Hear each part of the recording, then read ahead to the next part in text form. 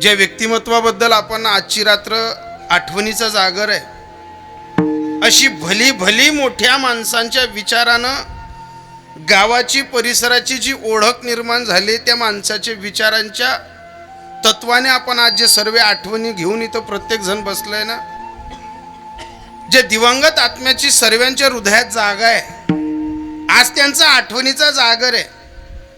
आणि त्या आठवणीच्या जागराला शोभेल म्हणून मृत्यू सार पटवण्याचा, मृत्यू शाश्वत आहे, मृत्यू खरा आहे, मृत्यूचा हेवा कोणी करू नका, त्याला भूलताप देता येत नाही. तो ज्या दिवशी येतो त्या दिवशी चांगल्या चांगल्यांचं धुक्कय काढून निघून जातो, त्याच्याजवळ चालत नाही. असा हातमातला अंगठीसवाला आणि गयान मारला चैनवाला आणि 20 लाख ना गाडीवालाच नाही, उलट्यान पलट्या करते असतो. ज्याला भ्रम आहे आमना बापट आहे, आम्ही देवल्या घाबर असतो, देव नाही, देवना बापलेली घ्या तो मृत्यू. इथून त्या विचाराने आपण इथं बसलेलो आहे. आणि ज्यांचा अभंग आहे, नरहरी महाराज पंढरपूर सारख्या नगरीमध्ये राहून विठोबाला न मानता विठोबाने स्वतःहून त्यांना भेट द्यावी असं व्यक्तिमत्व. आपण देवाकडे नाही जायचं, देवाने आपल्याकडे यायचं. पण याच्यासाठी देव भजायची गरज नाही, माडकरी व्हायची गरज नाही, पात्र आणि पवित्र राहण्याची गरज आहे. आता माडा बी टाकी लेवाने शिरपूर्णा बाजार मा गावडीच नवी दलाली मा बाग लेवाना, या बेरड धंदा राहतील तर माडा टाकू नका. आपण आता सौ माडा बी टाकसूत आणि शिरपूरले इमलने पुढीच ना डुच्चा तोंड मा ठेवसू, ते बी नाही चालव. कारण आज जे ऐकायचंय आणि ज्या माणसांबद्दल बोलायचं ना, ज्या माणसांनी या गावात हरिनामाचा ध्वज फडकवला, राजकारण असू द्या का संसार असू द्या, या सर्व गोष्टींची ज्या माणसाने प्रगती केली, त्यांच्या आठवणीने आज नरहरी महाराजांच्या अभंगातली सुरुवात आहे. आणि अभंगाची सुरुवात इतकी गोड आहे, ज्याला या शब्दाचा अर्थ कळला नाही ना, तो माणूसच नाही, शरीराची होय माती. माझं घ्या का तुमचं घ्या, सर्वांच्या शरीराची माती होणार आहे, कोणाच्या शरीराचं सोनं नाही होणार. असू द्या हो, परिवार मोठा राहू द्या, आपला वशिला किती राहू द्या, पण शेवटी एकच सर्टिफिकेट ज्या दिवशी जडावं लागतं ना, त्या दिवशी जाणणारे आपले असतात आणि जणणारे आपण असतो. एकटा ज्याच्यासाठी सर्व काही जतन केलं, तो पायाकडनं लावू का डोक्याकडनं लावू, भर दुनिया मा विचारस. कोणी न येती सांगाती आणि उत्तर भेटलं, सारी अवघी कामे खोटी, सर्व कामे खोटी आहे. यान लगीन मा जाता उन्हा नाही, त्यान बसता मा जाता उन्हा नाही, मी तिथं भेट दिली नाही, मी तिथं भेटलो नाही, पण मृत्यू जवळ सर्व कामांशी बांधी, सारी अवघी कामे खोटी, अंती जाणे म्हसनवटी. शेवटी तुमची आणि माझी भेट निश्चित ठरलेली आहे. कोणी बस स्टँडवर दिकनं तोंड फिरायली नव्हती, कोणी गावमधिकनं तोंड फिरायली नव्हती, काही काही आहे ती बर बोलणार नाही, पण शेवटले ठेवाल उन्हात. काही कोणा आहे ती बर तोंडकडे द्या का नाही, पण मशानभूमीपर्यंत आले. सारी अवघी कामे खोटी, अंती जाणे म्हसनवटी. बरं, ज्याला पोचवायला गेलोत ना, तिथं आपणही जाणार आहे. आणि आपण जाताना एक सूत्र लक्षात ठेवा, जसं हिरवगार झाड डुलत, हवेनं गोड वाटतं, पण त्या झाडावरचा एक एक पाला पडताना दुसऱ्या पालाला सांगतो, हसू नको मला, तेच दिवस येतील तुला. मग ज्या दिवशी आपण एखाद्याच्या मशानभूमीत जातो ना, काही लोकांना एक सवय असते, तर गौऱ्या रचावती ना, आराय मारते ना, दिला रे दादा ठेव रे, हायलाय रे. काही काही गर्दी मग साप सोडणारा राहत, काहीच करत ते पण आराय मारत. मी फक्त हात जोडून सांगतो, त्या मशान भूमीत त्या गौऱ्या रचताना, ते कापूर टाकताना, ते पाणी फिरताना आणि तो घट फुटताना, एक लक्षात ठेवा, आपलाही एक दिवस घट फुटणार आहे. आणि घट फुटताना असा विचार करा, गोत घरे टाकून सारी, शेवटी गावाचे बाहेरी. ज्या घरात आपल्याला एसी होता ना, ज्या घरात आपल्याला कूलर होतं ना, त्या घरात आपल्या देहाला कोणीच ठेवत नाही. काढा काढा याचा झाला भूमिभार. कितीही प्रेमी राहा, कितीही दिलदार राहा, कितीही गोड राहा, पण मृत्यू आला ना दादा, काही कोणी आपला संग्रह करत नाही. असं कोणी दिसलं का? नाही हो, आमना म्हाताराने इथलं कमाई ठेव, आम्ही आमना म्हाताराला पाय होत नाही, वरे कासना पिटी मग ठेवसूत आहे कोणी? अहो हे कलियुग आहे. ज्या ज्या युगात आपल्याला जन्म भेटला त्या त्या युगात हा निश्चित आहे, शरीराची होय माती. कोणी नाही ती सांगती, सारी अवघी कामे खोटी, अंती जाणे मसनवटी. गोत घरे टाकून सारी, शेवटी गावाचे बाहेरी. जिवंतपणी एक हक्क आहे, जिवंतपणी एक आपल्याला इगो आहे. मन गणगोत, मनी भाऊबंदकी, मना सगळा सोयरा, या फक्त दिनात लिनात तरच गोड राहत. 100 सावा कोणले मदत करा तुम्ही, 1 सावा करू नका. आता रांडू करणागत फुगी जात, एरम्याकडे दखत नाही. इथं एवढ्या बाया बसल्या, तुम्ही एखाद्या बाईला 17दा मदत करा आणि 1दा करू नका.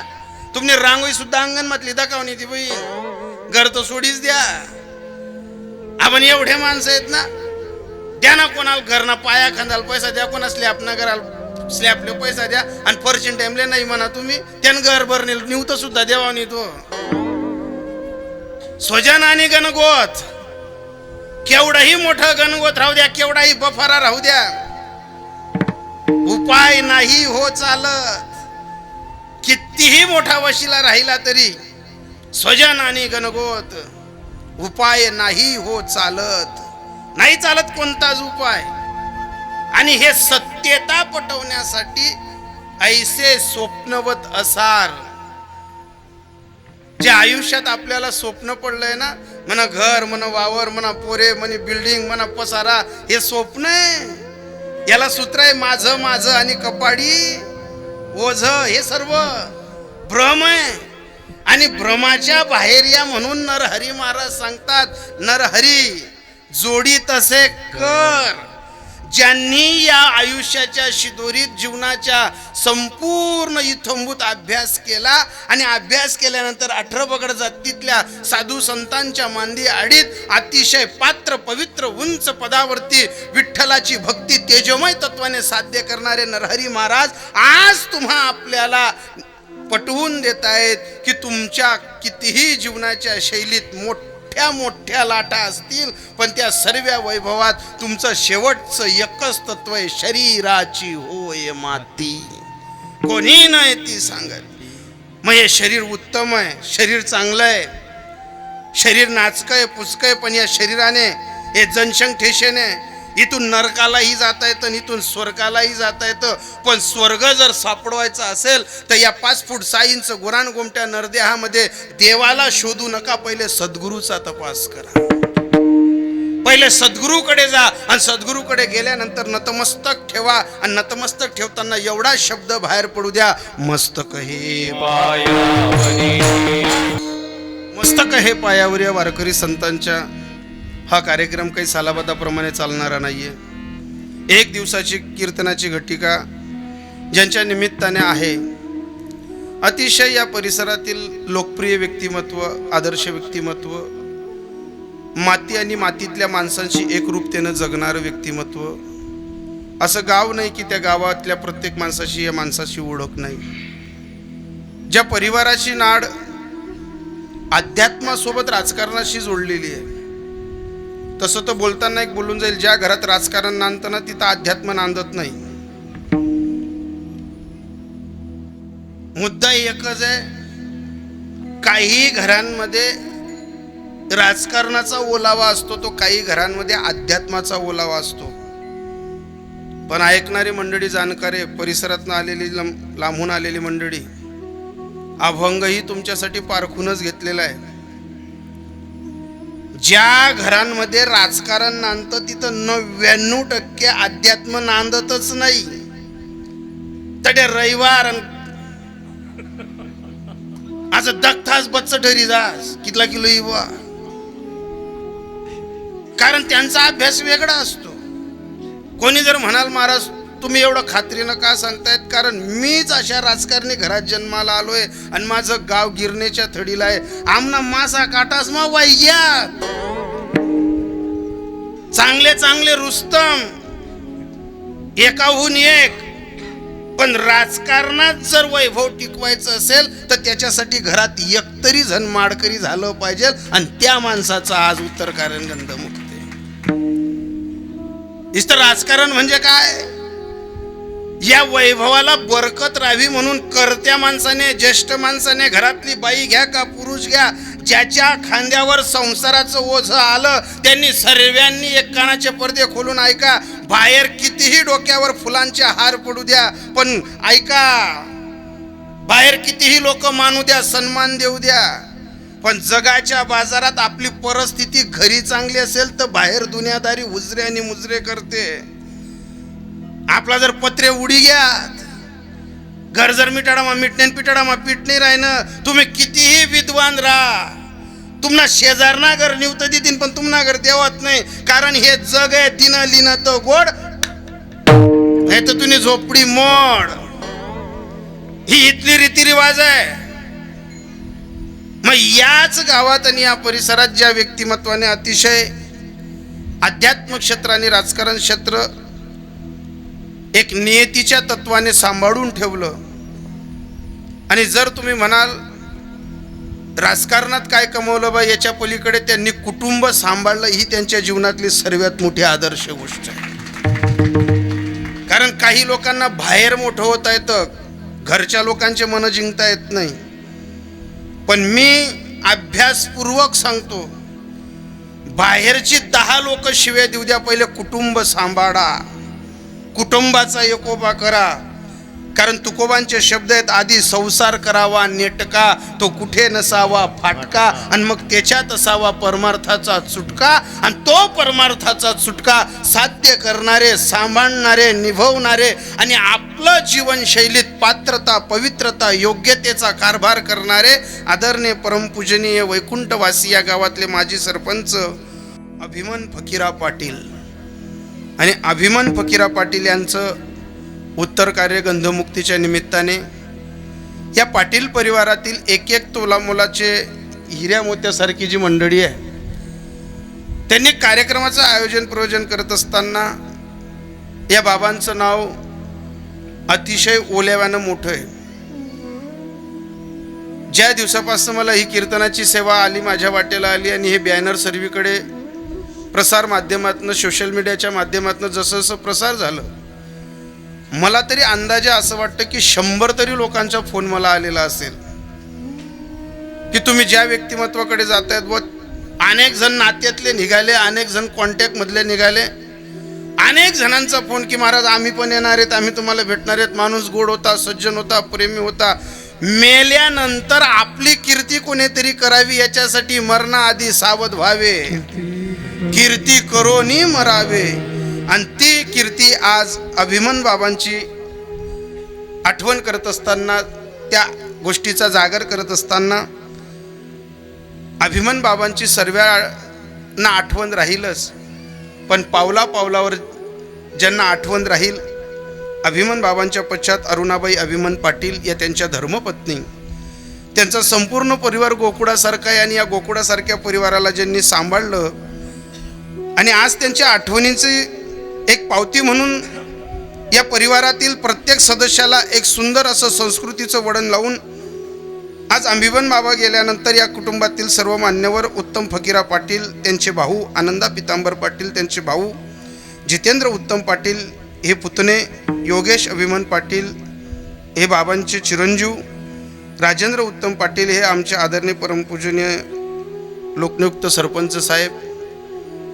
आणि सरपंच साहेबांकडचाच कार्यक्रम असल्यामुळे मला जिकडून जिकडून फोन आला तिथं मला फक्त एकच कोड दिला जात होता, आपल्या सरपंचांच्या काकांच्याकडे काकांचा कार्यक्रम आहे. पण ज्या सरपंचांची आमचीच गाठ पडलेली होती की नाही बुवा आपल्या घरचा कार्यक्रम आहे, त्या अनुषंगाने आदरणीय आमचे अतिशय गोड स्वभावाचे या गावाची ओळख शिरपूर तालुक्यात आगळ्या आणि वेगळ्या पद्धतीने मांडणारे एक प्रगतिशील सरपंच साहेब राजेंद्र उत्तम पाटील, राजू दादा मी ज्यांना प्रेमाने म्हणतो, सरपंच साहेब यांचे ते काका होते. हरीश अभिमन पाटील हे बाबांचे लहान चिरंजीव, रमेश निंबा पाटील, पाहुणे टोडीकर, सुनील रामदास पाटील हे जावई, निलेश भरत पाटील जावई, मनोहर रमेश पाटील जावई, त्यानंतर निर्मलाबाई रमेश पाटील बहीण, छाया सुनील पाटील मुलगी, मनीषा निलेश पाटील मुलगी, वैशाली मनोहर पाटील मुलगी. बाबांना 2 मुलं, 2 मुली, 2 पुतणे, 1 पुतणी. एवढ्या गोकुळासारख्या कुटुंबातनं बाबांचं जाणं झाल्यानंतर या चिठ्ठीमध्ये जेवढी नावं लिहिली ना, तेवढ्या लोकांनी जरी तिथं त्या दिवशी शेवटच्या दिवशी बाबांच्या डोक्यावर पाणी टाकलं असेल ना, बाहेरच्या एकही माणसाला गरज पडली नसेल. कारण शेवटी जे सेवा चालते ना, या नावांवरनं कळतं की कुटुंबाचं काय भारदस्त वजन आहे बा. सर्वी माणसं तोला मोलाची आहेत. बाबांचे चिरंजीवही मोठे आहेत, त्याचबरोबर सरपंच साहेबांचे काका आहेत. आणि ज्या घराण्याची परंपरा अध्यात्मासोबत बोलून गेलो की राजकारणाचीही चाहूल आहे, आजींपासनं बाबांपासनं प्रत्येक घरातल्या प्रत्येक माणसानं स्थानिक गावाच्या कमिटीमध्ये सर्व पातळीचं वैभव राजकारणातलं भोगून एक पात्रता पवित्रतामय असं कुटुंब अभिमान बाबांचं आणि या कार्यक्रमाला लागलेलं सौंदर्य. आज जो अभंग आहे ना, तो अभंग मृत्यूसार पटवण्याचा आहे. आणि अभंगाच्या पार्श्वभूमीवर बोलताना एक लक्षात ठेवा, या पृथ्वीवर माणूस म्हणून जन्माला आलो का पहिले डोक्यात ना हा भ्रम काढा की मी अमरचा पाटा घेऊन आलोय बा. कोणीच नाही बरं. ज्याच्या घरातनं काळा नाही सोन्याचा धूर निघत होता, 80,000 बायका, 1,00,000 पोरं, 1,25,000 नातू. ऐका ना दादा, एवढा मोठा बफारा होता की गणपती गाढव चारत होता, वरून पाणी भरत होता, इंद्रचंद्र महेंद्र सर्व त्याला उजरे मुजरे करत होते, 9 ग्रांची मंडळीवर तो पाय ठेवत होता.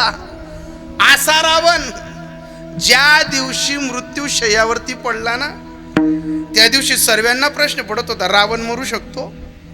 रावणासारखं व्यक्तिमत्व जाऊ शकतं? पण तुम्हाला सांगू का, 1 नंबर न कमावा का 2 नंबर न कमावा, आपण रावण इथला मोठा निवावत कितला का नंबर न कमावतात नाही. ऐका ना दादा, अरे इतर रस्त्यावर भीक मागणाराही मरणार आहे आणि ज्याच्या गड्यात सोन्याचं लॉकेट आहे ना, तोही मरणार आहे. सूत्र आहे, आया सो जाएगा राजा रंग फकीर, कोई सिंहासन चढ़ा कोई चढ़ा जंजीर. आया सो जाएगा राजा रंग फकीर, कोई सिंहासन चढ़ा तो कोई चढ़ा जंजीर. अरे कोणाला पैशांची गादी असेल हो, कोणाला एकेका रूम मध्ये 2-2 एसी असतील हो, पण ऐका ना दादा, रेल्वे स्टेशनवर भीक मागणाऱ्यालाही मृत्यू येणारच आहे. पण तुम्हाला सांगू का, मृत्यू सर्वांना येणार आहे, पण मृत्यू गोड करता यायला पाहिजे हे आपल्या हातात आहे. मृत्यू गोड करता यायला पाहिजे. मृत्यू गोड करणं म्हणजे काय, त्याला एक तत्व आहे, खरा तो एकची धर्म जगाला प्रेम पावे. ऐका ना दादा, खरा तो एकची धर्म जगाला प्रेम अर्पावे. माणसाने माणसाला माणुसकीनं जगणं म्हणजे काय तुम्हाला सांगू का, हा हिंदू आहे ना ख्रिश्चन आहे ना कोण, त्या तसं नाही महाराज. अरे गलीतनं एखाद्याचं लहान पोरगं जर पडलं असेल आणि त्याच्या बापजाद्याशी जर आपण बोलत नसू ना, एक लक्षात ठेवा, माणुसकीचा धर्म केव्हा ओळखला जातो, आपण मेल्यानंतर आपल्यासाठी मशानभूमी केव्हा गच्च भरते, आपण मेल्यानंतर लोकांच्या डोळ्यात पाणी केव्हा येतं, आपण मेल्यानंतर 1 वर्षानं 2 वर्षानं गावामध्ये विषय जर निघाला तर काही लोकांच्या डोळ्यात पाणी येतं, तर काही लोकांच्या हातून टाळी वाजते. हे केव्हा घडतं माहिती आहे? अरे शत्रूचं का पोरग असते ना, लहानचं पोरग गलीतनं जर जात असेल, ठोकर लागलं, पडलं, पोराला दाढीला लागलं, हाताला लागलं, रक्त निघालं, आपल्या समोर पोरग पडलं, तुम्हाला सांगू का, माणूस म्हणून एकचदा जन्माला येणार आहेत, पुन्हा पुन्हा येणार नाहीयेत. तुम्ही काजू खा का बदाम खा, कोणी अमरचा पाटा घेऊन इथं राहणार नाहीये. अरे शत्रूचं पोरग जरी गलीमध्ये पडलं असेल, पण पण ज्या माणसाच्या बुद्धीमध्ये कलह नाहीये, ज्या माणसाच्या हृदयामध्ये कलह नाहीये, जो माणूस बसलेल्या खुर्चीवरनं उठतो आणि त्या पोराचे कपडे झटकतो, त्याचा मक्कू घेतो आणि त्याला सांगतो बाळा हळूहळू जा रे घरी. तुम्हाला सांगू का, ज्या दिवशी तुम्ही माणसं माणसं म्हणून असे जगाल ना, त्या दिवशी तुम्हाला कोणत्याच महादेवाच्या मंदिरात पाणी टाकायची गरज नाही, कुठं जायची गरज नाहीये. हो, अरे लहानशा पोरावरती जर आपण 3 पिढींची शत्रुत्वाची भूमिका निभवत असू ना, एक लक्षात ठेवा, अरे तुम्ही फक्त तुमच्या डोळ्यांना धोका देतायत, तुम्ही तुमच्या हृदयाला धोका देतायत, पण तुम्ही जे वागलात ना ते पंढरपूरच्या विठोबाच्या कॅमेऱ्यात कैद होतोय, तो पाहतोय. अंतरजामी जानत साचा, अंतरजामी जानत साचा, अंतरजामी जानत साचा, अंतरजामी जानत साचा, मनका ऊपर एकही वाचा. आपल्याला वाटतं आपल्याला कोणी पाहत नाहीये. एक सूत्र आहे, पिते दूध डोळे मिठून जात मांजराची, म्हणे चोरट्याच्या कारे भीतीच्या. चोराला वाटतं मला कोणी पाहिलं, मांजरीला वाटतं मला कोणी पाहिलं. मग हेच मानवी हृदयाशी मानवी नात्याशी जोडा. भावाने भावासारखं वागणं, घरामध्ये देराण्या जेठानींनी देराण्या जेठानींसारखं वागणं, सासूला सासूपणा देणं, सासऱ्याला सासऱ्याचापणा देणं. पण मानवी हृदयात पुरुष असू द्या का महिला असू द्या, आपण मेल्यानंतर काही लोक कोपऱ्यात हसतात तर काही लोक कोपऱ्यात रडतात. का रडतात माहितीये? फक्त माझं माझं केलं, हाय घर म्हण, हाय यर म्हणे, हाय तुकडं म्हण. याच्यामुळे काय झालं? अरे रक्ताची नाती फक्त घरामध्ये नाही वाटली गेली, हृदयात भिंती उभ्या राहून गेल्या. हे माझं ते माझं. काय झालं? अरे ज्या दिवशी 33 कोटी देवांना घाम फुटणारा रावण धरतीवरती पडला ना बाबा, पहा, विद्वान होता, महापंडित होता, महापराक्रमी होता, एवढा तेवढा पराक्रमी नव्हता, बुद्धीनं चातुर्यानं. ऐका कीर्तन, रामापेक्षा 10 पट विद्वत्ता होती रावणाची. रामापेक्षा वैभव 10 पट होतं.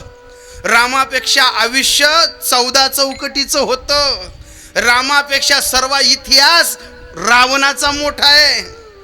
पण ज्या दिवशी रावणजी धरतीवरती पडले ना, आणि रावणजी धरतीवरती पडल्यानंतर घर टिकवण्यासाठी, घर निभवण्यासाठी घरातल्या प्रमुख माणसाने घरातली जबाबदारी कशी सांभाळून ठेवावी, वादळ येऊ द्या का कलह येऊ द्या, काही घरात दूषित वातावरण येऊन उद्या, कधीतरी रामायणातला अभ्यास करा. तुमची आणि माझी शरीराची मातीच होणार आहे, पण माती होण्याच्या अगोदर या मातीचे सोनेरूपी आपला काहीतरी इतिहास मागे उरू द्या. जगाच्या मालकानं, पंढरपूरच्या रायानं, अयोध्येच्या नरेशनं काय केलं? धरतीवर पडलेले रावणजी शेवटच्या घटिकेचे श्वास मोजत असताना स्वतःच्या भावाला बोलवलं, लखन इकडे ये रे थोडासा. भैया जी क्या हुआ? लखन, हा जो धरतीवर पडलाय ना, हा साधा नाहीये. याचा इतिहास आपल्या पूर्वजांपासून जर ऐकला तर आपल्या पूर्वजांनाही घाम फोडणार आहे. हा रावण आहे, ब्रह्मदेवांचा नातू आहे.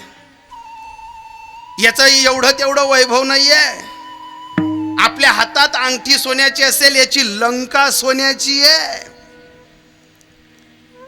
याची लंका नाही तर याला एक तोड नाही तर याला 10 सिरे, दशानंद आहे हा. पण रावण आज धरतीवर पडलाय. लखन जा, ज्यांना घर टिकवायचं असेल ना त्यांनी कधीतरी रामायणात प्रवेश करा. ज्यांना माझं माझं म्हणून रोग लागलाय ना त्यांनी कधीतरी रामायण वाचा. ज्या बायांना असं वाटतं ना की आमनंच चांगलं व्हायला पाहिजे, बाकी नसणं उलगी व्हायला पाहिजे, त्यांनी कधीतरी सीतेचं जीवनचरित्र वाचा. ज्यांना असं वाटतं ना की माणूस मेल्यानंतर कुटुंब कसं सांभाळावं, त्यांनी रावणाची पत्नी मंडोदरीचं जीवनचरित्र वाचा. ज्यांना असं वाटतं ना एखाद्या वेळेस एखाद्या बाईला की आपण घरात सत्ता कशी राबवावी, तर इंद्रजिताची पत्नीचं चरित्र वाचा. त्या बाईला असं वाटतं ना की कुटुंबामध्ये खंबीर कसं राहावं. तिनं लखनजींच्या पत्नी उर्मिलाजींचं चरित्र वाचा. सोपं नाही महाराज. ज्या ज्या व्यक्तिमत्वांचं नाव सांगितलं ना मी, एवढी मोठी माणसं होती, आपण कुठंच लागत नाही हो. पण रावणजी जेव्हा धरतीवरती पडले होते, शेवटची घटिका होती, आणि शेवटच्या घटिकेला जगाच्या मालकाने आपल्या भावाला जवळ बोलवलं. लखन, हा महापराक्रमी महापंडित रावण धरतीवरती पडलाय ना.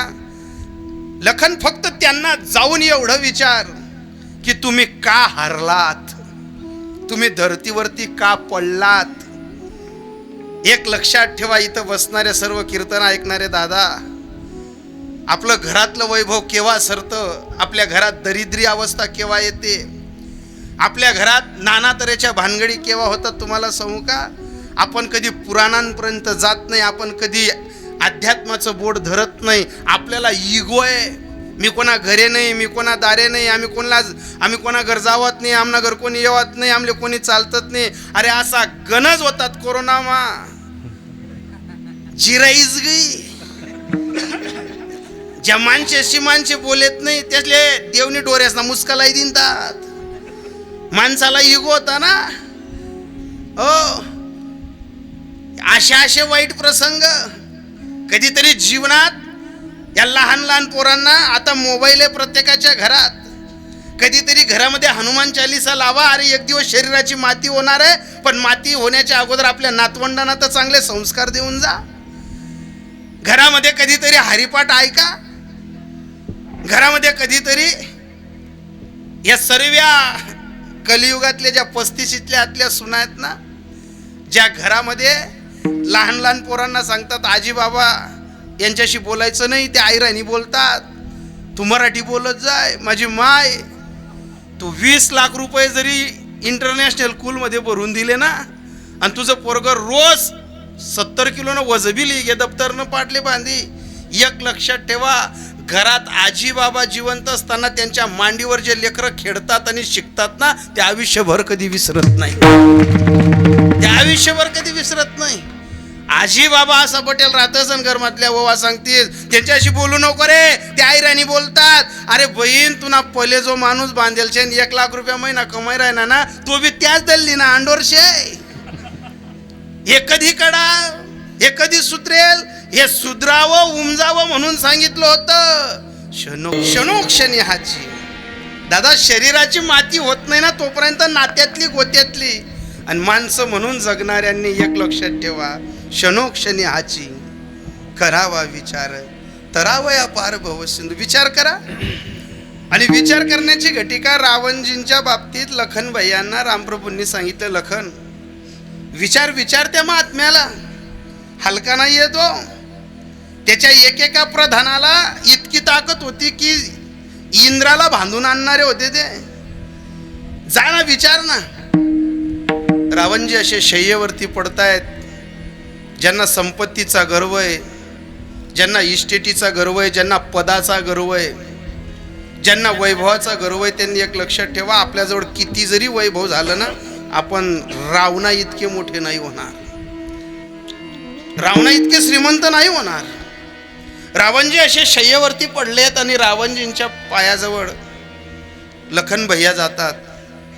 आणि लखन भैया रावणजींना प्रणिपात दंडवत करतात आणि सांगतात, रावणजी, इंद्र चंद्र महेंद्र तुम्हाला पंख्यानं हवा घालत होते. 9 ग्रहांच्या मंडलीवरती शनिदेव तुमचा घाम पुसत होता. रावणजी, तुमचा वैभव माझ्या भावाने सांगितलं, पण माझ्या भावाने माझ्या शरीराची माती होत नाही म्हणून त्याच्या अगोदर मला जीवनाचं सूत्र शिकवण्यासाठी तुमच्या चरणांजवळ पाठवलंय. सांगा ना रावणजी, तुम्ही जीवनात मला काय शिकवून जाल. रावणजी शेवटच्या घटिकेला मरता मरता तो माणूस हसला आणि एकच सांगितलं, लखन, तुम्ही साक्षात देवाचे स्वरूप आहात, देवाचे अवतार आहात, पण मी तुमच्यापेक्षा वयानं, वैभवानं, संपत्तीनं, धनानं, सर्व गोष्टीत मोठा आहे. पण मी आज जमिनीवर का पडलो माहिती आहे? मला इतका सुंदर नरदेह भेटल्यानंतर, मला एवढं वैभव भेटल्या भेटल्यानंतर, महादेवाची कृपा माझ्यावर राहिल्यानंतर मला माझ्या कुटुंबात माझ्या रक्ताची नाती सांभाळता आली नाहीत. माझ्या कुटुंबात माझी माणसांवरती मला प्रेम करता आलं नाही. लखन भैयांना समजलं नाही, सांगा ना मोकळं मला करून. अरे तुझ्या भावाने मला शय्येवरती पाळलंय ना. तुझा भाऊ माझ्यापेक्षा विद्वान नाही, तुझा भाऊ माझ्यापेक्षा बलाढ्य नाही, तुझा भाऊ माझ्यापेक्षा तेजस्वी नाही, पण तरीही तो आज जिंकतोय. आणि मी 33 कोटी देवांना घाम फोडणारा आज धरतीवरती पडतोय. याला एकच कारण की तुझ्या भावासोबत तू होता आणि माझा भाऊ मला सोडून गेला होता. माझा भाऊ मला सोडून गेला होता. आणि ज्या वेळेस लखन भैयांना घाम फुटला की महापंडित महापराक्रमी सांगतोय की तू तुझ्या भावासोबत होता म्हणून तुम्ही युद्ध जिंकलात आणि माझा भाऊ तुमच्या सोबत राहिला, मला सोडून गेला. मला इथं नरहरी महाराजांच्या या अभंगावरती सांगड जोडताना एक तुम्हाला आणि मला जाताना एक सूत्र सांगतो. अरे रावणाचं एवढं वैभव असताना रावण जीवनात हारला का? तर फक्त भाऊ गेला. एक लक्षात ठेवा, आज अभिमन बाबांचा साऱ्या पंचकृषीत नाव असेल, पण लखन भैयांसारखे त्यांचे लहाने मोठे भाऊ होते म्हणून त्यांचं पंचकृषीतही नाव होतं. त्या कुटुंबात रामासारखं त्यांनी कार्य केलं होतं. जर ते रावणासारखे वागले असते तर आज इथं कीर्तन झालं नसतं. जर त्यांनी रावणाच्या प्रवृत्तीने फक्त माझं म्हणून पाहिलं असतं तर सरपंच साहेबांच्या डोळ्यात पाणी आलं नसतं, एक एक माणूस इथं रडला नसता. पण ज्या दिवशी रावणजींना शय्येवरती टाकलं गेलं, ब्रह्मदेव गावरानी तुपाची धार टाकतायत, मंडोधरी आईसाहेब सती जायला निघाल्यात.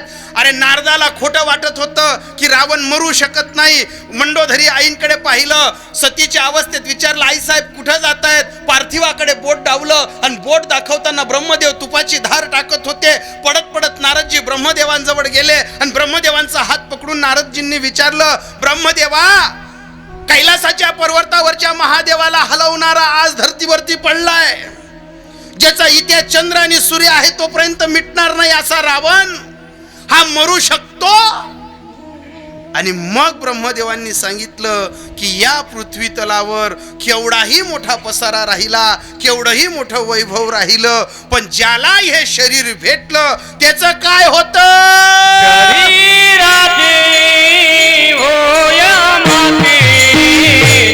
शरीराची होय माती. ऐका ना दादा, जाणकार आहात तुम्ही, तुम्हाला शब्दाचा अर्थ कळतोय. रावणासारख्या माणसाची शरीराची माती झाली, आपलं काय सोनं होणार आहे का? आपलं काय होणार आहे? अरे आपली पण माती होत नाही तोपर्यंत आपण सोन्यासारखे विचार हृदयात पेरा न कोणाच्या तरी. आपण मेल्यानंतर इतकं तर कमवून जा गड्या, आपला निरोप ज्याला गेला त्याच्या डोळ्यात पाणी तर आलं पाहिजे, एवढं तर कमवा. अरे आयुष्यभर जगताना काही काही लोकांना सूत्र नाही कळालं बुवा. आमच्या चुलत भावाचा, म्हणजे माझा मित्र आहे, चुलत भाऊ आहे भाऊबंदकीतला, पण त्याचे वडील आहेत 60-65 वर्षाचे. इथला दल्ला कर, किरकिर किरकिर किरकिर करस गरमा. आम्हाला सर्व गाव रामराम करतो, ते म्हातारे आम्हाला खरे वना का भाऊरीसन डवरी डावरी उन्हात का. आणि इतका जहालवादी माणूस, साधारण आता 60-65-70ला रनिंग भिडेल, पण जर काहीच तर खया मैन बी उन्हात तर संडास डबा बी दिखणं तर खरे या जाणण्या या डबलला असा कडकड करत झाला. आता ते माझे मित्र, त्यांची आई वयस्कर, त्यांनी एक दिवस मित्राला सांगितलं, म्हणजे देखा तुंदलला आहे ना, यांनी इथलं उपघाट टाकेले म्हणे गरेदारे. अंगणमा येतात आमले समजी जास की वारावाव द निघे बा तुन बापले काही भी कर, तू ना सोबती जोडीदार आहेत, डॉक्टर आहेत, तुन बापले 2-4 दिन ॲडमिट कर म्हणे भाऊ, बदा वन करायला लाग्याव दल्ला असा कडकड करस. काही काही ना सूत्र आयुष्यभर आलं नाही बरं. जेले उईसण ॲडमिट कराना टाइम राहना समजिल्या कितला सुदवर जगणं होई. काही काहीसले दवाखानामा सांगणं पडस की नाही कितला का खर्च लागे ना, पण आम्ही तुमले घरली नाही लिजा सुटना. आणि एकदम ते बाबा म्हणजे जालवादी, पण ती आजी हुशार होती. त्या आजीनं एकच केलं, मुलाला सांगितलं काही बी कर, पण तुन बापले 2-4 रोज खुटाड म्हणे होतं ते घर नातूस ना मागे लाग जाई या ओवास ना मागे लाग जाई. असं करा करा मग जाई एखादा दिन उपडीत एक तुना गणच सोबती जोडीदार आहेत, ॲडमिट कर दे आणि म्हातारा कटेंग तरी फिरी उना आणि आवाज देना खरे आई जाणनेन बुडू कदा पडेले. आणि पायऱ्या चढता चढता खोकला येताच पोऱ्यानं सांग म्हणे पप्पा कोरोना डबल इरा ना जळगाव कुदी गया बडगावमा ऑल टाइम लागावनी आणि तुमले खोकला इरा ना तुमले ॲडमिट करणं पडी म्हणे नाही तर दवाखान्यामध्ये काढणं पडी. आता ते म्हातारा एकदम टंट माल काय बी राय ना म्हणे तुमले उई काहीच राहिलं नाही पण तब्येत दकाडी देऊ. आणि तसाच जोडीदारले डॉक्टरले फोन कर दे ना येण्या नाही बी नसा सापडा तरी याला सलई लावजो बरं. यांना विचार नको जो नसा सापडी राहण्यात का नाही सापडी राहण्यात, पण याला गुताड यांनी घर उपगट्टा केले. आता पहिले डॉक्टरांना सांगितल्यानंतर जसं बाबा गेले कॅबिन मध्ये डॉक्टरांनी विचारलं आता जोडीदार डॉक्टर साहेब बी म्हणे सांगा पप्पा काय होतंय. माल काय होई रे अवलई उन्हा म्हणे आडे नाही म्हणे पप्पा तुम्हाला डोळ्या बी पिव्या पडेल दिकरा ना. ते डॉक्टरला शिकाडायला जायला होतं. आता इथं डॉक्टर आहे त्याच्यामुळे मी जास्त लांब होत नाही. आता ते पप्पा म्हणे ॲडमिट करावं लागेल. आता दल्लाले वयल काही नाही पण म्हाताऱ्याला दिला ॲडमिट करून. आणि जसा ॲडमिट करून 9 वाजता सलाई लायात ती सलई लाई तिनं पहिला थेंब 10 सुटे, दुसरा 10:30, 11:30 तो थेंब असा अंग टाके. 1 वाजता डायरेक्ट थेंब येतो तो दलात डे घर उस्त्यान कुस्त्यान मस्त्या केणारा बिनबा करणा कोल्ला उई गया. त्या सलईकडे दक येतो थेंब पडान टाइमले त्या नर्स असली विचार म्हणे का होई हाऊ थेंब इथला भागी का मग पडाय ना म्हणे बाबा ती सलई स्लो केलेली आहे. म्हणे स्लो का मग करेल म्हणे तू गुन्हा नाही ना, तू गुन्हा राहता दाटी येता नाही, तू गुन्हा नाही ना. आणि जय ती 1 वाजताना ते 3:30 अंग टाके. जो दल्ला 3:30 चहा पितेले याद बी नाही चहा आणि तो त्या सलईकडे दके 1 दिवस 2 दिवस 3रा दिनले दल्ला तर डायरेक्ट नर्स असले बिन कंपाऊंडर असले बी गाया द्यायला गया या बडा पेरड आहे याचा मन मामाले काळा मागे द्या. आणि जे बी पेशंट यायचे त्यांना सांगितलं डॉक्टर मला बिरडे बरं हा पैसा उपाडा धंदा करस तुम्ही हाव गुताडी देस बरं. त्या डॉक्टरना कानवर घेऊ आपला पेशंट तंगाड आहे ना बा.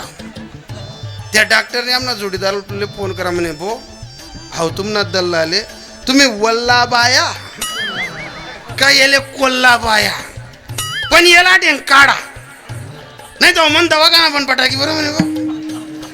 एक लक्षात ठेवा अरे 5 फूट 6 इंच गोरान गोमटा असा नरदेह भेटल्यानंतर आपण मानवी जीवन जगताना जर आपलं मृत्यूपत्र लोक हाताने वाचून काढत असतील तर आपल्या जीवनाला काहीच कल नाही, काहीच नाही. मग काय करायचं? मानवी देह भेटला ना पुन्हा पुन्हा भेटणार नाही ना, याची मातीच होणार आहे ना, मग करायचं काय?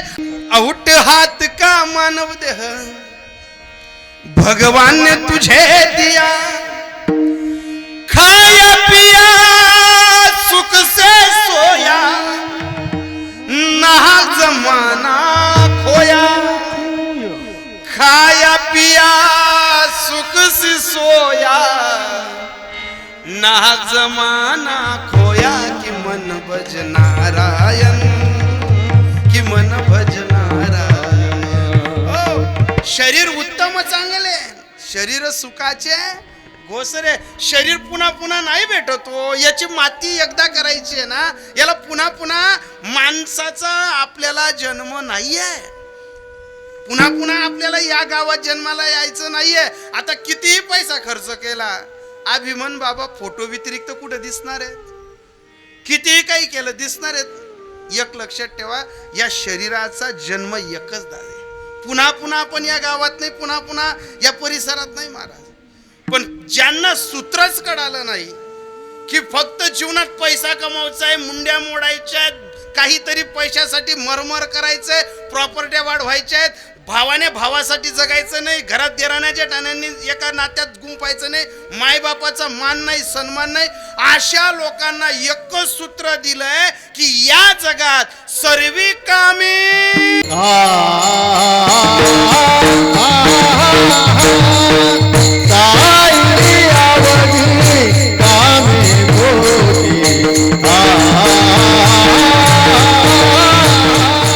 सारी अवघी कामे खोटी, अंती जाणे मसन, सर्व्यांना भूलताप देऊ आपण, शेवट मशानभूमीला भूलताप देता येत नाही. तिथं जावंच लागणार आहे महाराज.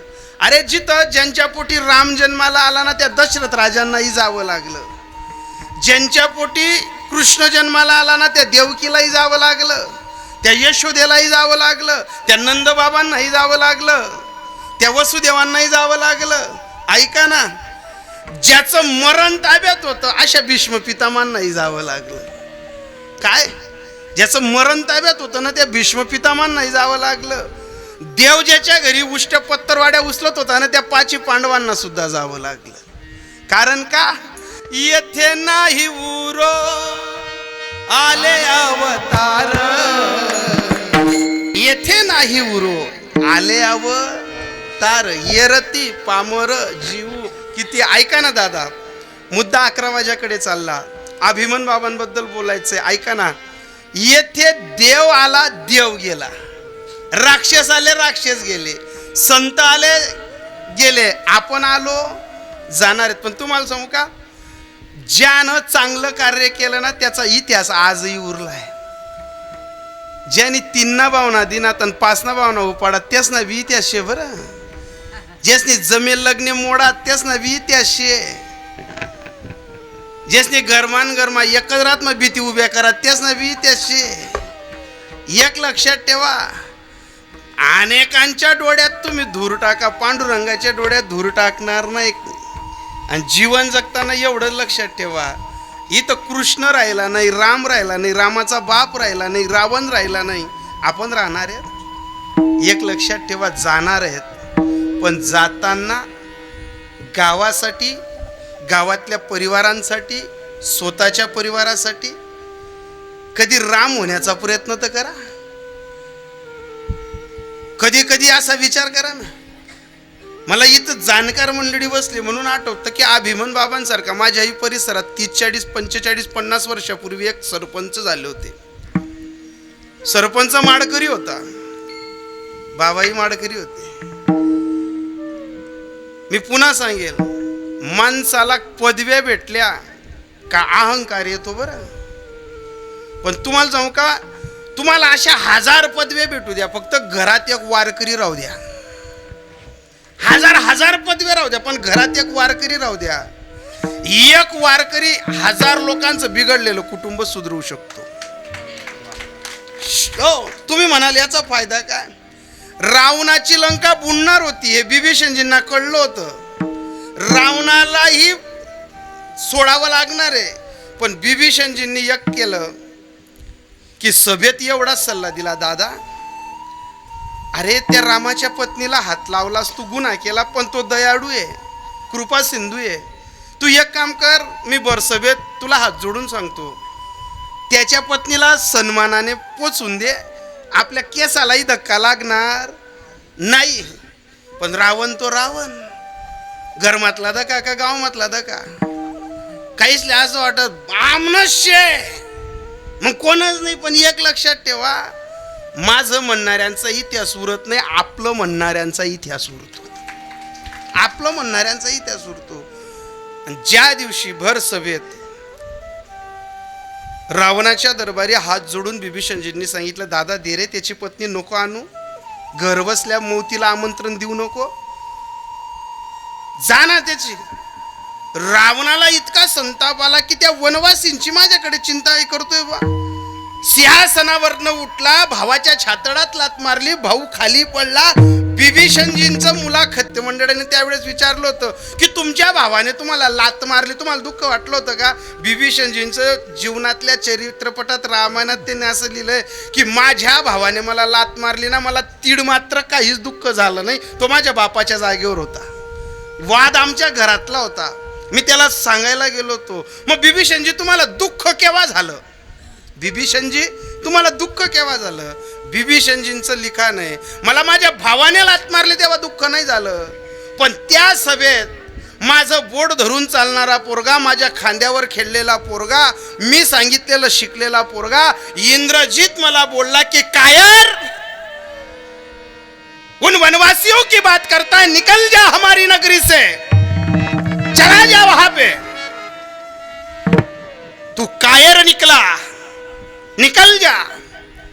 बिभीषणजींचं जीवन चरित्र सांगतं की मी त्याचा काका होतो, तो माझं बोट धरून चालला होता, माझ्या भावाने लात मारली, मला दुःख नाही झालं, पण मला मरण यातनाच्या चटक्या केव्हा लागला की माझं बोट धरून चालणारा पोरगा भर लंकेतनं मला बोट करून सांगतोय की कायर निकल जा हमारी नगरी से, वनवासियों की बात करताय.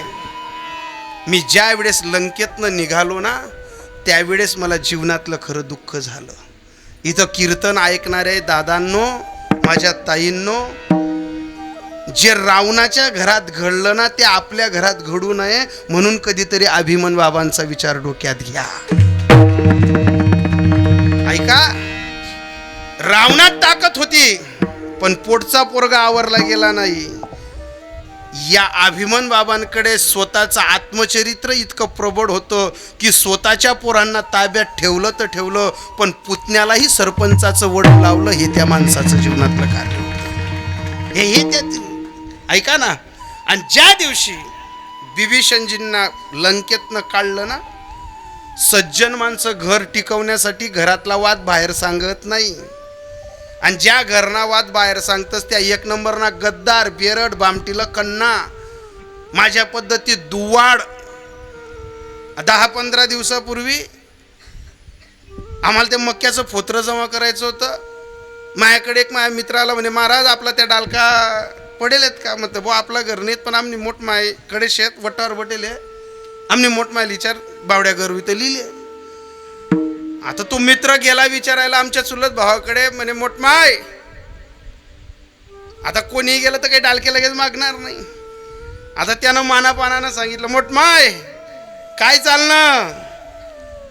आता गरमा काय डिप्याशील गेलो, त्यातनी काय भडका वयल होता. ती बहीण वटर तोंत आणि बटेल होती. यल माहित नाही यांनी सर विचार, काय मोठमाय काय चालणं? घरातला वाद बाहेर सांगायची काही गरज आहे का? ती बाई वट्यावर सांगे, मला काय विचारच रे, मी कोणचे या घरमा कुत्री? पण तू स्वतःनी गंता उतारली नाही. हात जोडून एक विनंती आहे सर्व ताईंना, दादांना, अरे आपलं आयुष्य छोट आहे, पक्षी अंगणी उतरती, जे का गुंतवणी राहती, तैसे असावे संसारी जोरी प्राचीन. वाद विवाद भरपूर होतील, पण इतिहास त्याचा उरतो की ज्याने सर्व पोटात ठेवलं आणि कुटुंब चालवलं. अरे ज्याने आयुष्यभर सुखाचा दुःखाचा सर्व लवलेश पोटात घेतला ना, त्या माणसाचं अभिमन बाबाचं उत्तर कार्याचं कीर्तन आहे. जे रावणाला जमलं नाही ना, त्या अभिमन बाबांना जमलं. ऐका ना दादा. आणि इथंच इंद्रजी ज्या वेळेस बिभीषण बाहेर निघाले ना, बिभीषणजी वाद सांगायला कुठंच नाही गेले, आपल्या आईजवळ गेले की आई मला भावाने लात मारली, काय करू? आईनं सल्ला दिला, म्हणे दादा मला माहिती आहे आपला बिरट आहे, हा कवय भी काही भी गरबटे धंदा लयस.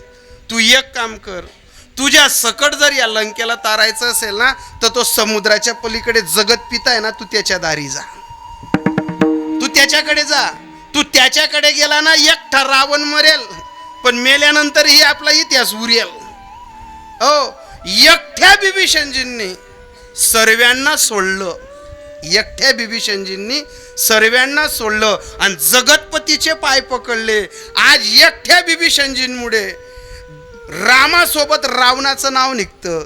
एकट्या बिभीषणजींमुळे लंकेच्या रावणाची इतिहासाची गोष्ट सांगितली जाते. पण एक लक्षात ठेवा, बिभीषणजी आपल्यालाही व्हायचंय, आपल्यालाही सर्व कामांमध्ये जगता जगता याला सांभाळ त्याला सांभाळ, याचं मन धर त्याचं मन धर, हे जर जमलं तुम्हाला तर तुम्ही मेल्यानंतरही जिवंत राहाल. आणि हे जर जमलं नाही ना तुम्हाला, तर नरहरी महाराज सांगतात अभंगाचं तिसरं,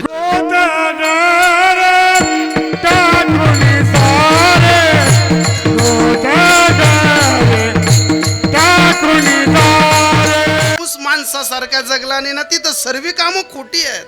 पण तुम्हाला सांगू का, अभिमन बाबांच्या या उत्तर कार्य गंधमुक्तीच्या निमित्तानं दुसरं काहीच नका घेऊन जा गळ्यावरून कीर्तन ऐकताना. इथून 4 गोष्टी घेऊन जा.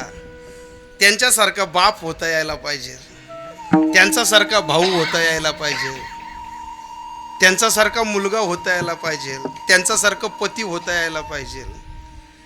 ऐका ना, ज्यांचा बाप आज सोडून गेला ना, त्यांना विचारा तुमचा बाप कसा होता बा. जगाला आठवण पडते हो. आपण सर्वजण कीर्तन ऐकून चालले जाऊ, पण विचारा त्यांचा बाप गेलाय त्यांना की तुमचा बाप कसा होता. विचारा त्यांच्या पुतण्यांना की तुमचा काका कसा होता. विचारा त्यांच्या धर्मपत्नीला की तुम्ही एवढे वर्ष त्या माणसासोबत संसार केला, तुमचा पती कसा होता.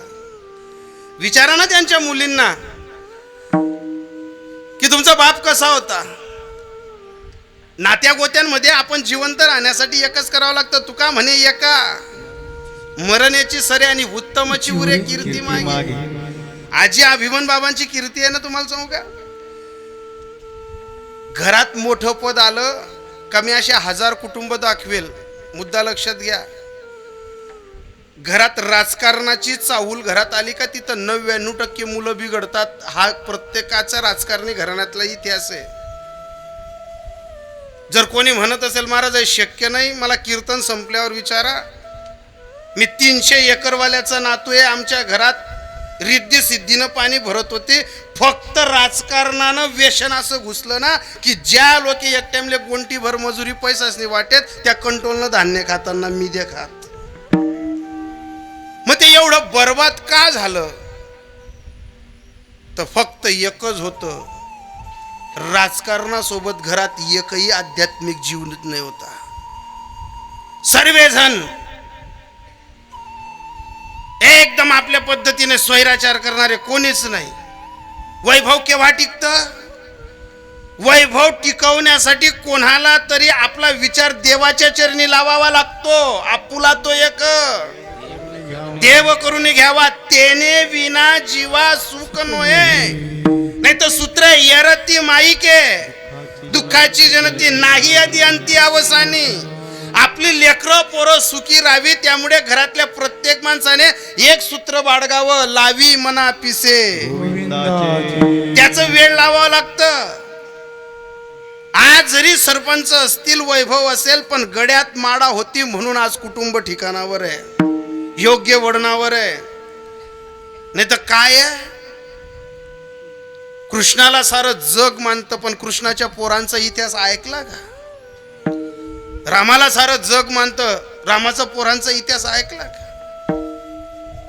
रावण एवढा मोठा होता, मुलं ताब्यात राहिली का? ज्या घरात मोठं पद येतं तिथली दुसरी पिढी नसतानाभूत होते.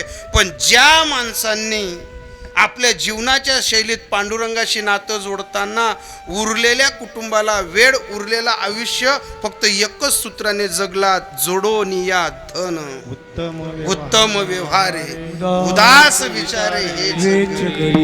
त्या अण्णासाहेबांच्या मुलांना विचारा. दादा, बाप कोणाचाही असो, ज्ञानोबारायांचा बाप गेला, ज्ञानोबारायांना दुःख झालं. शिवाजी महाराजांचे वडील गेले, शिवाजी महाराजांना दुःख झालं. एवढा काय लांबचा सांगू तत्व तुम्हाला. हळूहळू हार्मोनियम वाजवतील ते, गोड वाजवतात ते. काय सांगू तुम्हाला. परवा मी अशा मौतीला गेलेलो होतो. 5 मुली, एकटा मुलगा,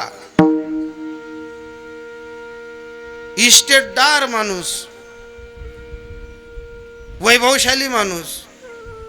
त्यांची धर्मपत्नी अशी त्या माणसाच्या डोक्याजवळ होती. 5च्या 5 मुली आजूबाजूला होत्या.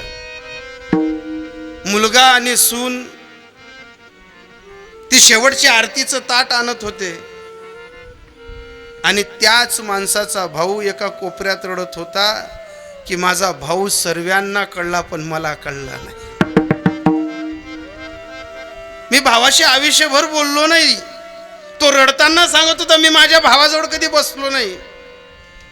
मला आजच्या कुटुंबात या नावं सांगताना अभिमान वाटतो त्या अभिमान बाबांचा की ज्यांचे भाऊही ताब्यात आहे, पुतण्याही ताब्यात आहे. हो, काय वैभव असेल या माणसाचं ज्या दिवशी या गावातनं ते प्रेत गेलं असेल ना. माणूस एकटा या कुटुंबातनं गेला असेल पण या कुटुंबातल्या उर्वरित माणसांना सांगून गेला असेल की माझ्या पावलांवर पाऊल ठेवून या. खूप सहन करावं लागतं रे मोठं पण होण्यासाठी. मोठ्याच्या पोटी येऊन मोठं पण सांभाळणं सोपं नसतं. मोठ्याच्या घरी जर मोठायकी झाली तर लोक तेही हसतात. मोठ्याच्या पोटी येऊन 1-2 एकर जर जमीन विकली ना तर लोक तेही नाव ठेवतात. आम्ही त्या कुटुंबात जन्माला आलो, आम्ही ते वैभव भोगलंय.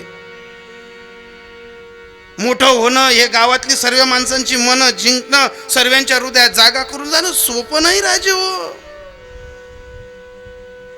4-5 दिवसापूर्वीच्या अंतविधीला गेलो होतो. त्या अंतविधीत त्या माणसाची आंघोळ करताना त्याचा भाऊ असा कोपऱ्यात रडून डोकं ठोकत होता, तोंडाला हात मारत होता की मी माझ्या भावाला शेवटी भेटायला सुद्धा गेलो नाही. प्रत्येकाला सांगतो राजेव आपली शरीराची मातीच होणार आहे. काय कोणी अमरचा पाटा घेऊन आलं नाही रे. पण माझ्या दादांनो कधीतरी भावाशी गप्पा मारून घ्या. बसा रे भावाजवळ कधीतरी. एका आईच्या उदरातनं आपण जन्माला आलो, खेळलो बागडलो आणि अर्ध्या वयानंतर आपल्या या जमिनींवरनं घरातल्या थोड्या थोड्या वादांवरनं इतके बिछडून गेलो आपण की आता कलियुगात या बाबांच्या कुटुंबासारखा परिवार नाही दिसत रे. पुतणीही एका ठिकाणी, सुना एका ठिकाणी. तो माणूस मेला होता, त्याची आंघोळ केली जात होती, त्याचा भाऊ तोंड ठोपटत होता. सांगा ना, मेल्यानंतर त्याने मांडी दिली, काय त्या भावाला स्पर्श. मेल्यानंतर त्याने चंपीभर दूध टाकलं, काय त्याचा स्पर्श. इथं कीर्तन ऐकणारे सर्व दादा, अरे डोळे लावून आपला भाऊ आठवा. कधी आपली परिस्थिती नादारीची असेल ना, मोठ्या भावाने लहानाला शिकवलं, शिक्षणासाठी पैसा दिला. आज शेतकऱ्यांसाठी पाऊस पडत नाही, बियाणं टाकलं गेलं, कोणाला मटेरियलला पैसा नाहीये, कोणाला निंदाई टुपायला पैसा नाहीये. एखाद्या वेळेस शेतकरी भाऊ नोकरीवाल्या भावाला फोन लावतो, का रे दादा मटेरियल पुरता देस का, कर दादा बाहेरले मजुरी नाही देस का. भाऊ एकदा फोन उचलतो, नंतर त्याची पत्नी फोन उचलते आणि त्याची पत्नी सांगते त्या बाहेरचे. त्यावेळेस इकडचा भाऊ अंतकरणाने जुरतो, अरे मी शिकाड, मी म्हणा स्वतःनं स्वप्नेश्वर पाणी फिरावं. आज मला तुझी गरज आहे, तू माझा फोन उचलत नाही. कीर्तन ऐकणाऱ्या सर्वांना एक सांगतो, अरे माणूस मेला का त्याचा परतीचा प्रवास नसतो. सांभाळणारे रक्ताची नाती कधीतरी होण्याचा प्रयत्न करा. राम आणि लखन, तुम्हाला सांगू का, रावणासारखं जगाल ना तर उरणार नाही, तुमची पडतीत सुद्धा घालायला कोणी राहणार नाही. स्वार्थानं जगू नका. जगताना तुम्ही परिवाराला वेळ द्या, पण देताना भावांना ही संधी द्या. आणि सर्व बायांना जाताना एक सांगतो, ताई तुम्ही नात्या गोत्यात तुमच्या मुलांना जेवढी मावशी शिकवली ना, जेवढे मामा शिकवले ना, तेवढी फुई बी शिकाडा, तिथली आजी बी शिकाडा. तुम्ही मायकडनं नातं गोतं पोऱ्यासना हृदय मा ठाशी ठाशी सांग, पण त्यांनी फुईनं प्रेम नाही सांग कधीच. तुम्ही त्यांना बापनं नाता गोताकडनं कधीच सांग नाही. एक लक्षात ठेवा, ताई जाताना इशारा देतो, एखाद्या बाईचा जर तरणे बाणपणात कुंकू पुसला गेला आणि एखादा मुलगा असला, नवरा चालला गेला, तर तुमच्या नवऱ्यानंतर तुमच्या पोराला फक्त नात्या गोत्यात भीती जर असेल ना, तर त्याला फक्त त्याच्या आत्याची, त्याच्या फुईची भीती असते. कारण जेवढा बाप दरडवू शकतो, बोलू शकतो ना, तेवढी आत्या बोलू शकते. दिवाळीला येऊ द्या, भेटायला येऊ द्या, भाऊजाईने जर सांगितलं ना, ते कमाई अहो ऐकत नाही, अहो डोकारपटी घ्या, अहो पियस धिंगाणा घालत. त्यावेळेस फक्त एकमेव बापानंतरचं असं एक नातं आहे की तिला आत्या म्हणतात. ती आत्या फक्त एवढं बोलू शकतं, का रे हरामखोर, माती घ्या का, मन भाऊजाईना कुकू पुसाय घ्या, तर तुला कोणा धाकणी राही ना का, तुला लहान आणा मोठा करा होई, पण तुला नल्लीवर पायटीस, तुला नल्ली ना गोडबी लेवानी गमेन, तुला बाप नंतर मनाम आहे. म्हणून तुम्ही घरातली नाती टिकवा, नात्यांना जीव लावा. जर तुम्ही नात्यांना जीव लावला नाही, नाती जर कळली नाही, तर अशी अनेक माणसं आहेत की त्यांना रडायला सुद्धा संधी उपलब्ध होत नाही. स्वजन आणि गणगोत उपाय नाही हो चालत. कोणतंच नातं खोटं नाही, पण त्या नात्यांना पाणी घाला, माणुसकीचं जतन करा. आज जर या अभिमन बाबांनी माणुसकीचं नातं या परिवारात गुंपलं नसतं ना, तर एवढा समाज आज कीर्तन ऐकायला आला नसता, एवढी या सरपंच साहेबांकडे मंडळी आली नसती. फक्त जाताना एक सांगतो, भ्रम काढा, भ्रमाच्या पलीकडे जगा. तुम्हीही बाप आहात, तुम्हीही भाऊ आहात, तुम्हीही पती आहात, सर्व नात्यांचे सर्टिफिकेट तुमच्याकडे आहे. पण आपण मरताना आपल्याला मांडी देताना कोणीतरी रडणारच देऊन जा. आपला निरोप ऐकल्यानंतर आपल्या अंत्यविधीला येणारा कमवून जा. आपण मेल्यानंतर आपल्यासाठी कोणीतरी घरापर्यंत येऊन आपल्या पोरांच्या दुःखामध्ये सहभागी होईल असं कमवून जा. आणि जर तुम्हाला इस्टेटीचा, संपत्तीचा, मालमत्तेचा, जीवनाचा जर गर्व असेल ना, हे तुमचं स्वप्न आहे. आणि या स्वप्नाच्या बाहेर या, हे नरहरी महाराज सांगतात अभंगाच्या शेवटच्या स्वप्न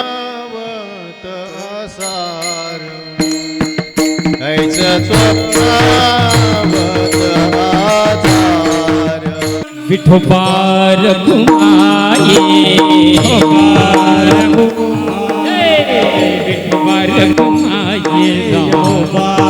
कुमाये, विठोबार कुमाये, बार कुमाये, विठोबार कुमाये, विठोबार कुमाये, विठोबार कुमाये, विठोबार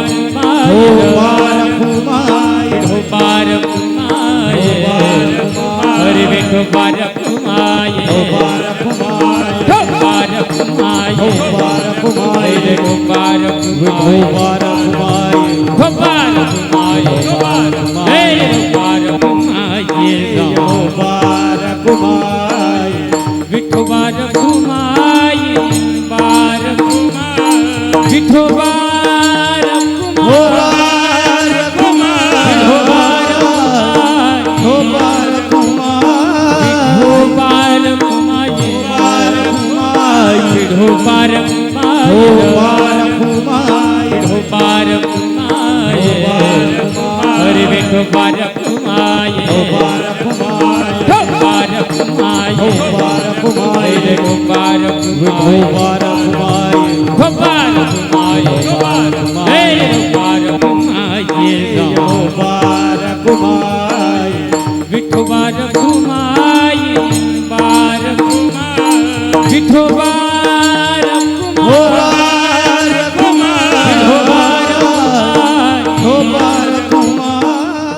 हरी जोडी तसे कर. बसून घ्या बाबा, आता बसून घ्या.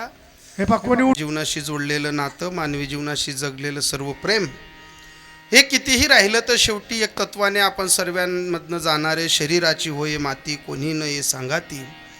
या नरहरी महाराजांच्या या गोड अभंगावरती चिंतन करत असताना आज अभिमन बाबांचा संपूर्ण कुटुंब परिवार दुःखात जरी असला तरी बाबांनी दिलेले संस्कार, लोकांमध्ये दिलेलं प्रेम आजच्या कार्यक्रमाला आलेली मंडळींच्या उपस्थितीत या कुटुंबाला एक आधार, एक प्रेम सर्व काही देत आहे.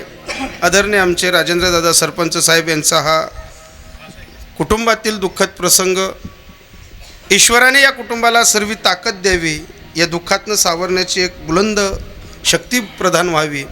या कार्यक्रमाला लागलेलं सौंदर्य आदरणीय परमपूजनीय आशापुरी यूट्यूब चॅनलचे मालक मालेगावहून एका शब्दावर इथपर्यंत आलात, तुमचेसुद्धा मनापासून आभार व्यक्त करतो चंदूदादा. या कार्यक्रमाला लागलेलं आदरणीय आमचे श्रावण महाराज असतील, राजेंद्र महाराज असतील, गणेशदादा असतील, आदरणीय आमचे वाघाडीहून आलेली संपूर्ण मंडळी, आदरणीय आमचे श्री गुरु प्रतिष्ठानचे अध्यक्ष साहेब, आदरणीय परमपूजनीय आमचे भोंगे परिवारातील आमचे श्रद्धास्थान असणारे सतीशजी महाराज यांचेसुद्धा आभार. टोडीकर बाबा असतील, सर्वच मंडळी, तोला मुलाचे आई साऊंड सिस्टीमवाले दादा आहेत, सर्वच मंडळी तोला मुलाचे असताना आमचे तसपुरीहून आलेले केशव बाप्पू आहेत. जाताना एक लक्षात ठेवा, शरीराची होय माती, आपली आणि तुमची सर्वांची माती होणार आहे, पण ही माती होत नाही तोपर्यंत आपल्यालाही आपण गेल्यानंतर कोणीतरी आपलं उत्तर कार्याला कीर्तन ठेवलं पाहिजे, एवढं जगावं. हो, एवढं सोडून द्या, काय फक्त काय करा, हो आपण जगताना एवढे संस्कार द्या की आपण गेल्यानंतर कोणीतरी आपल्यासाठी कीर्तन ठेवलं पाहिजे, आणि ज्याच्यासाठी कीर्तन झालं ना त्याला माणूस म्हणून जगता आलं हे त्यानं समजून घ्यायचं. नाही तर काही काही माणसं आहेत, जन्माला आला रेडा आणि पाणी भरून भरून मेला. मी आता कीर्तनाला आलो ना, मी 1-1:30 वाजता गाडी काढली माझ्या गावातनं, अशा मारुतीच्या मंदिराकडनं गाडी काढली, महादेवाचं मंदिर लागलं. 60 वर्ष ना बाबा नंदील पाटलायचं आणि पत्ता किरांदा. मला सांगा तुम्ही, ये ना काही त्या सुरीवर 60 वर्षाचा माणूस नंदीला पाटलावून पत्ते खेळत होता. मी त्याच्याकडे पाहिलं आणि तो मला विचारायचा, तू ना बरं चालू आहे का नाही? म्हणतो, कसं का चाले ना, पण तू ना जर का इवरनं लाकूड गावमा ठेवायला नको देवनी. एक लक्षात ठेवा, माणसाने माणसासाठी जगा, ज्योत से ज्योत जगा ते ज्योत. प्रेम वाटा, प्रेम चाखा आणि मेल्यानंतर अभिमन बाबांसारखं जिवंत राहा. सर्व तोला मुलाच्या मंडळीत ज्यांच्यामुळे इथं येणं झालं, आदरणीय परमपूजनीय आमचे डॉक्टर साहेब मडसरकर, सुशील पाटील, सुशील डॉक्टरांमुळे इथं येणं झालं. त्याचबरोबर अशोकदादा असतील, त्यांच्याही मुळे इथं येणं झालं. आणि या परिवाराशी सर्व मंडळी नात्यागोत्यातली आहे, सर्वांचे आभार मानतो. जाता जाता बाबांना स्वर्गात चांगली जागा भेटावी म्हणून शेवटचं भजन गोड करूया. ज्ञानेश्वर ज्ञानेश्वर मावली ज्ञानराज मावली माऊली ज्ञानेश्वर माऊली